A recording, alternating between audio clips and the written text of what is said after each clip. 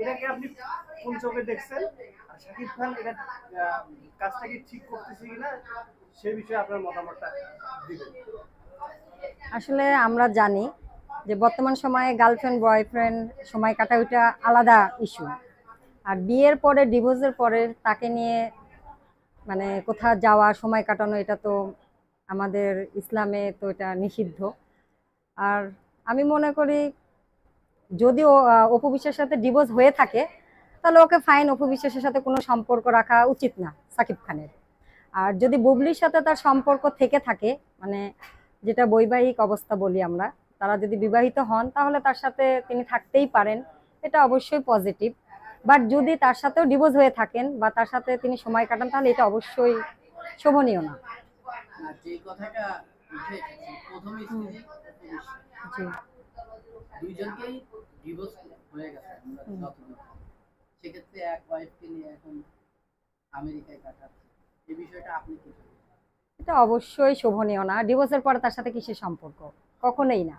এটা মনে হয় না, আমার মনে হয় যে উনি সুপারস্টার ঠিক আছেন, বাট এটা সামাজিকতার ব্যাপারে নষ্ট হচ্ছে। অনেকে এটার দিকে কি শিখবেন, উনি তো একজন সুপারস্টার, ওনার কাছ থেকে তো আমরা অনেক শেখার আছে। উনি যদি ভুলভাল কাজ করেন তাহলে তো দর্শক যারা ওনার যারা ফ্যান ফলোয়ার আছেন তারাও তো ওইটাই করবে, তাই না? যে সাকিব খানের মতো মানুষ ডিভোর্সের পরেও সে বউকে নিয়ে হানিমুন করছে, এখানে সেখানে ঘুরে বেড়াচ্ছে, তাহলে আমরা কেন করব না? এটা অবশ্যই নেগেটিভ, পজিটিভ না। জানতে চাইবো যে দুইজনের মধ্যে কাকে বেশি ভালো আপনি ব্যক্তিগত? আসলে অপু বিশ্বাসের সাথে আমি শাকিব খানের ছবি দেখার পরেই আমার হলমুখী হওয়া, মাঝখানে অনেকদিন ছবি দেখি নাই আমি, আমার ভালো লেগেছে জুটিটা, অবশ্যই অপু বিশ্বাসকে সাপোর্ট করবো। আর বুবলি ভালো অভিনয় করে, আর বুবলি যদি সব জেনে শুনে আসে শাকিব খানের কাছে অবশ্যই এটা ভুল করছে। না সে জানতো, এবং সবাই মিডিয়াতে সোশ্যাল মিডিয়াতে ভেসে বেড়ায় যে শুধুমাত্র অপু বিশ্বাসের না বুবলির কারণেই অপু বিশ্বাসের ডিভোর্স হয়েছে, আপনি কতটুকু বিশ্বাস করেন? এখন এখানে ভেতরের ব্যাপার আছে, এটা আমরা লোক মুখে শুনে এটা তো একদম জাস্টিফাই করতে পারি না। হয়তোবা শাকিব খান বুবলিকে এমন কিছু বুঝিয়েছে যে অপু বিশ্বাসের সাথে আমার কোনো সম্পর্ক নেই, জাস্ট ফ্রেন্ডলি সম্পর্ক এক্সেট্রা এক্সেট্রা। আর বুবলি হয়তোবা সেটা সরল মনে বিশ্বাস করছে। আর যদি বুবলি জেনে শুনে করে অবশ্যই এটা বুবলির অপরাধ, কারণ প্রথম স্ত্রী থাকতে তার শাকিব খানের সাথে ঘনিষ্ঠ হওয়াটা একদম ঠিক হয়নি। অপু বিশ্বাস যখন লাইভে এসে কান্নাকাটি বা ভাইরাল হলো তখন তো বুবলি বউ ছিল না, আমরা যতদূর জানি বউ ছিল না, এবং সে জেনেই কিন্তু এই কাজটা করেছে। আপনার কাছে কি মনে হয়? এমনও তো হতে পারে যে বুবলির সাথে শাকিব খানের ঘনিষ্ঠতা দেখেই অপু বিশ্বাস লাইভে আসছেন, বাচ্চা নিয়ে কান্নাকাটি করছেন, এটাও হতে পারে। তখন হয়তো বা বুবলির ক্লিয়ার হয়ে গেছে আসলে অপু বিশ্বাসের সাথে শাকিব খানের একটা সম্পর্ক ছিল। অভিনেতা বা অভিনেত্রীরা বিয়ের খবর দেয় না, কিন্তু বাচ্চা হওয়ার পরে কেন প্রকাশ পায়, এই বিষয়টা আপনি কিভাবে দেখেন বা আপনার মতামত কি? আসলে আপনি দেখবেন, আমি জানি দর্শক এটা নিয়ে অনেক মন্তব্য করবে, তারপর আমি আমার মনের কথাটা বলছি। শাকিব খানের জায়গায় যদি একজন মিডিল ফ্যামিলির বা মিডিয়াম কোনো লোক হতো, মানে মিডিল বলতে আমি বোঝাচ্ছি যে মিডিয়াম ইনকামের, তখন দেখতেন ডিভোর্সের পরে তার কথাও কেউ কিন্তু মনে রাখতো না, সে কিন্তু তার চেয়েও একটু বেটার খোঁজার অপশন মানে বের করতো। শাকিব খান সুপারস্টার, এখন ডিভোর্সের পরেও তারা পিছনে লেগে আছে, অবশ্যই তার অবস্থা দেখে, তাছাড়া তার কোনো আমি মানে ওয়ে খুঁজে পাচ্ছি না। আমি বর্তমানে নাটক করছি, মিউজিক ভিডিও করছি। নাটক অনেকগুলো করেছি, আসলে এগুলো তো গুনে রাখা যায় না, অনেকগুলো কাজ করেছি। লাস্ট কাজ করলাম চ্যানেল আইতে।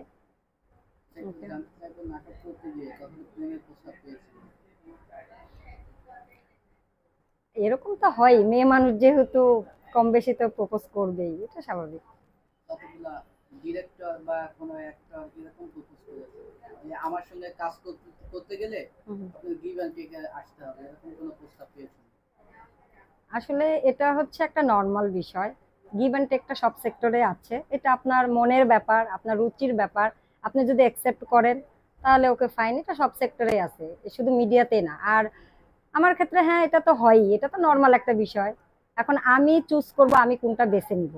আমি যদি এগ্রি হই ওকে ফাইন, গিভ এন্ড টেকে যাবো, আমি যদি এগ্রি না হই তাহলে সরি আমি কাজটা করতে পারবো না। বড় কোনো কাজ পেতে গিয়ে এরকম কোনো শিকার হয়েছেন নাকি, বড় ধরনের কাজ থেকে মিস করেছেন নাকি, যে এই কাজটা তোমাকে দেওয়া হবে কিন্তু তোমার সঙ্গে গিভ অ্যান্ড টেকের একটা ডিল হবে, সেক্ষেত্রে এরকম মিস করেছেন নাকি, যে কাজটা আমার জন্য খুব পারফেক্ট হতো, শুধু এই শর্তে আমি রাজি হইনি বা রাজি হয়েছি, এরকম কোনো সিচুয়েশন পড়েছে?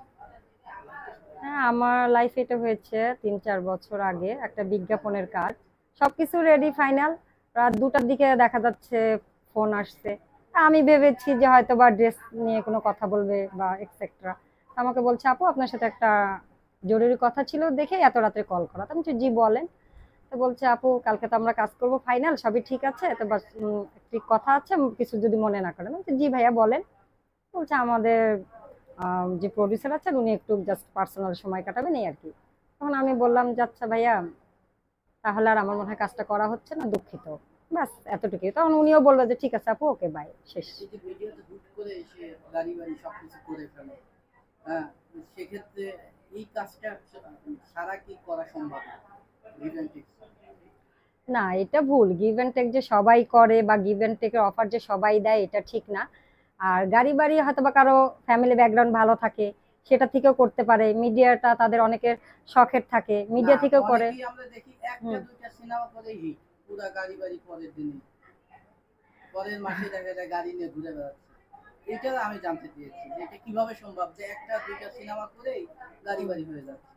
আসলে এটা আমরা কম বেশি সবাই জানি, যেটা হচ্ছে সৎভাবে সহজে এত কিছু করা যায় না। তো এখন আপনারাই বুঝে নেন, আমি আর কিছু বলতে চাই না। আচ্ছা, আপু একটু জানতে চাইবো আসলে